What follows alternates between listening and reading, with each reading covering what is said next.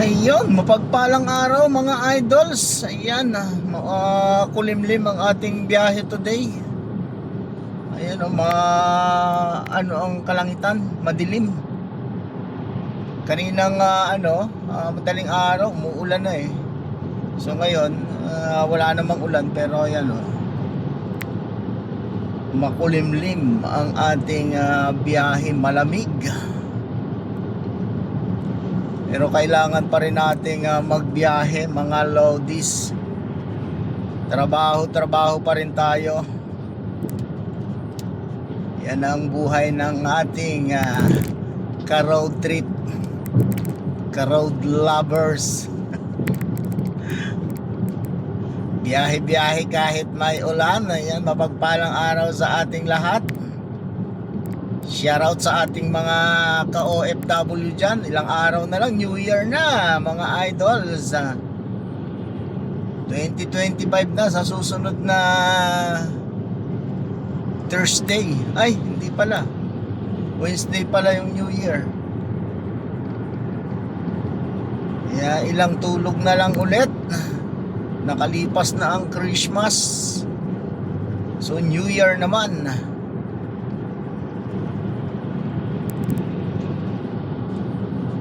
Ayan ang situation on the road.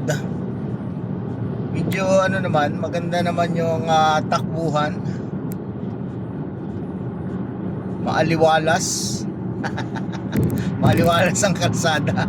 Pero makulimlim ang panahon. Yun eh.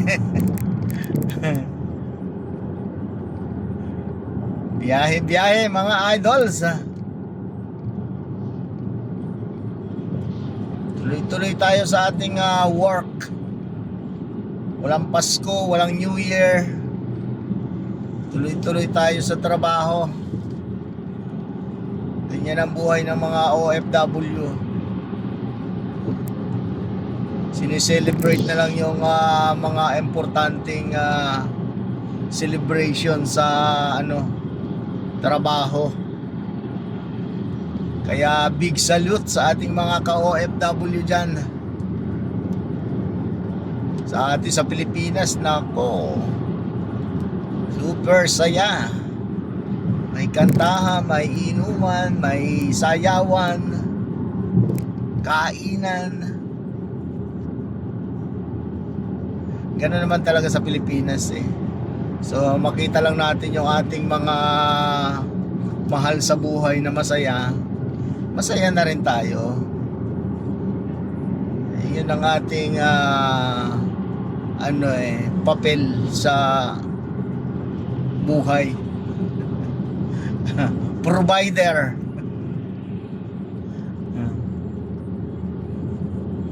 Okay lang yan, basta ang importante is buhay.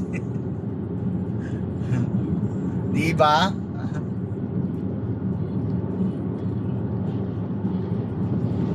Kanina nga unang biyahe ko maulan eh.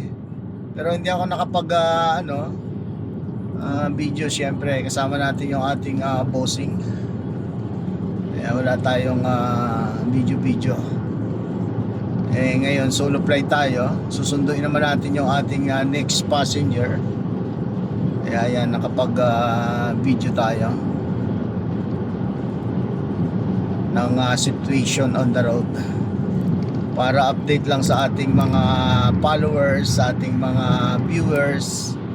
Ayan, happy New Year sa inyong lahat mga idols, mga followers, mga viewers. Ingat kayo lagi, sa masulok na mundo kayo naroon. God bless you all and I love you all. See you again on my next video mga idols. Have a nice day. Love you.